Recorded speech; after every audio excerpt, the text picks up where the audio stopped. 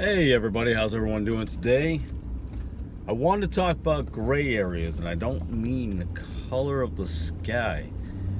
It's our lives. I feel as if, and I've done it myself, I'm a victim of my own causing, and I think we are victims of, by the way, many times of our own causing, not other people. We allow other people to cause things, but at the end of the day, it's you and how you handle it in most cases. But gray areas, how many gray areas of your life do you have? It was something I've been thinking about previously, but we have so many gray areas as Christians, not secular people, not secular folk, not at all. That's not what I'm referring to. I am talking about, in general, us. Born-again Christians, or, you know what? I have a hard time with born-again Christians who do certain things, and then they want to claim, oh, that's because, we're human. There are certain things that are human, and we fall into that vortex. But there are certain things that aren't, oh, well, I'm human, we all make mistakes. Depends on what that mistake is. If you get angry in traffic and you've had it's been a busy day, maybe you're letting a little bit of that anger take over. That's quite possible.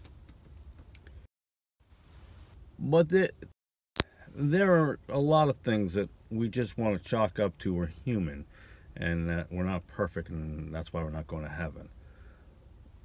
There's just too many gray areas. So I think not only myself, but most of us born-again Christians, actually, all born-again Christians should identify the gray areas and really tell ourselves, are those really gray areas, or did we let them become so because we don't want to deal with the problem? This isn't just about mental illness, because I just recently made a video about that.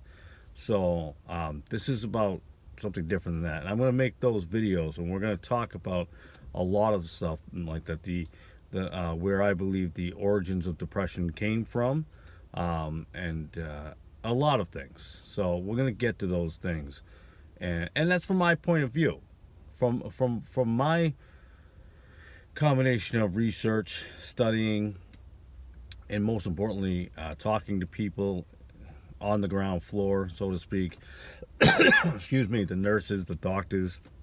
Believe it or not, doctors. I've actually talked to a couple of doctors over the years. Those doctors that I spoke to, though, those were a long time ago. And those weren't for me at that time. Those were just people I knew and along the way. But and that's another thing. Learning is about having no fear of asking questions either, of anybody you come across. I'm a little weird. I'm probably the guy who's going to see a doctor get into a car somewhere in a parking lot and go, excuse me, can I ask you a question? That's just me. I've been accused, I don't know if accused is the right word, but I've been told that I'm a little blunt, lacking a good percentage of tact. And in most cases, I don't think there's anything wrong with that. And I think the Bible will say there's nothing wrong with that. But there can be times, obviously, you're at a funeral, things of that nature. You want to have some kind of decorum and tact. Those aren't the time to ask a doctor a question. But if you're afraid to ask questions and search for answers, and this is more to do with the Christian world, then, in my opinion, you're failing as a Christian. So there are certain things that we should not allow failure, that we can control, and there are things that we can't. But I think we allow too many things to fall into the same category, and to me, that's dangerous. I spent too many years personally going through a lot of issues, and I was just recently, Well, I'm just going to go ahead and say I was just recently in a conversation, actually not with just one person. There was two people that I was in conversation with. One of them was a family member, and one was not a family member. And I'm going to be more open because I believe the problem in this world is we're too closed.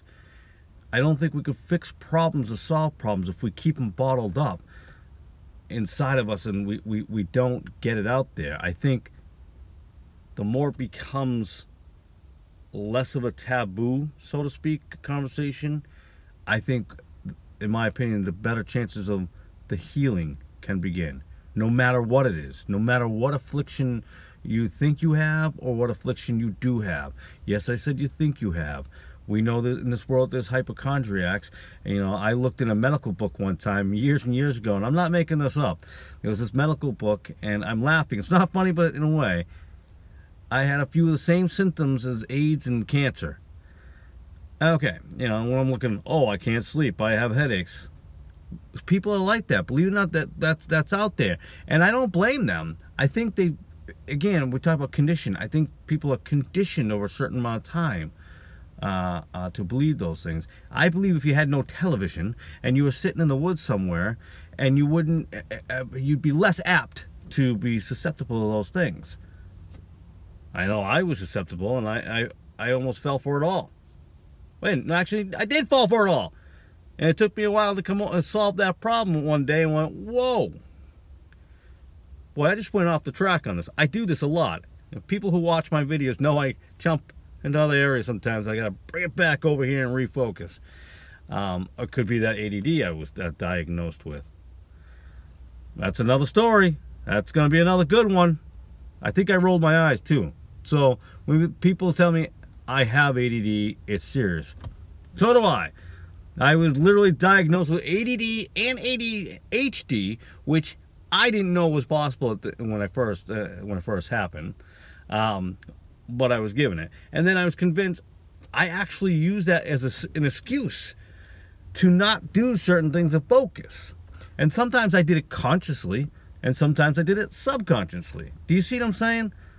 And we have to get away from that, and it all goes back to get to the Bible.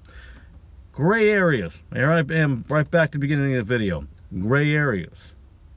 I 100% firmly believe if you are in your Bible, not just daily like I read a couple of verses, really, really into the Bible. I'm not accusing anyone in particular of not being in the Bible. I'm saying us as a general, get in the Bible. Really read that Bible. And when you're done, in fact, pray before you read the Bible. Pray after you read the Bible. And pray a little more. You'll be amazed at the difference that happens.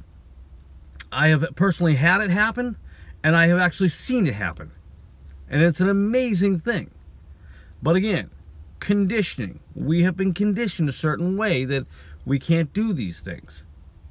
So, the gray areas can definitely be minimized.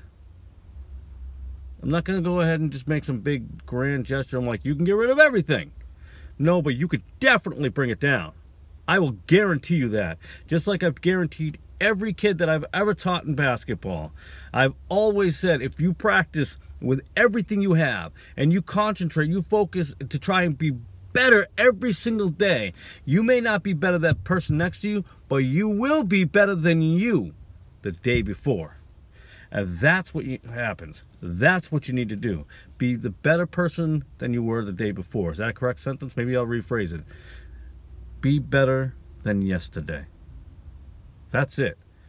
You don't have to make some big giant leaps. Be better than yesterday. And that's it. So get rid of the gray areas. Thanks for watching this video. I appreciate it. I apologize for being a little longer than normal. I get a little heated up. What can I tell you? God bless.